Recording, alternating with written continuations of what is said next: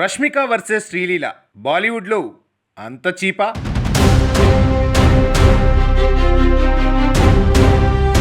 టాలీవుడ్లో క్రేజ్ తెచ్చుకున్న హీరోయిన్లంతా ఒక్కొక్కరుగా బాలీవుడ్ బాట పడుతున్నారు. తెలుగులో స్టార్ స్టేటస్ అందుకున్న చాలామంది అందాల భామలు ఇప్పటికే హిందీ చిత్ర పరిశ్రమలో అడుగుపెట్టారు. లేటెస్ట్గా యంగ్ బ్యూటీ శ్రీలీల కూడా ఎంట్రీ ఇచ్చింది. శ్రీలీల కెరీర్ ప్రారంభంలోనే జెట్ స్పీడ్ అందుకుంది. తొలి సినిమా పెళ్లి సందడితోనే టాప్ గేర్లోకి వెళ్ళిపోయింది అమ్మడు. ఎడాపెడా సినిమాలు చేసేసింది. అయితే ఆ తర్వాత ప్లాపులు వరుస కట్టాయి. దాంతో శ్రీలీల కాస్త డౌన్ అయింది.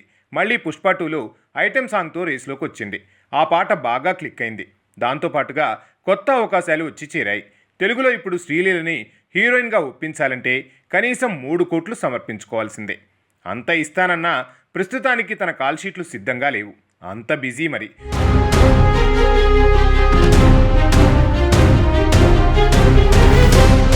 ఇంత హడావిడిలోనూ హిందీలో ఓ సినిమా చేస్తోంది.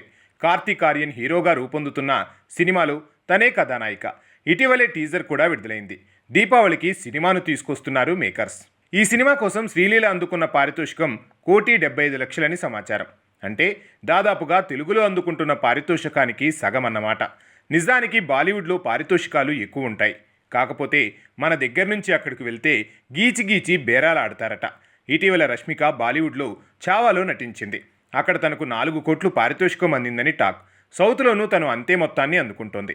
బాలీవుడ్లో కదా కాస్త గట్టిగా ఇస్తారు అనుకుంటే మన కథానాయకులకు అక్కడ పారితోషికాల్లో రిబేట్ అడుగుతున్నారు. మనవాళ్లు కూడా హిందీ సినిమా మోజులో ఎంతిస్తే అంత చేసేస్తున్నారు. అయితే బాలీవుడ్ నుంచి దిగుమతి చేసుకుంటున్న కథానాయకులకు మాత్రం తెలుగులో ఎక్కువ పారితోషికాలే గిట్టుబాటు అవుతున్నాయి. బాలీవుడ్లో ఎంత అందుకుంటే అంతకు రెట్టింపు ఇస్తున్నారు.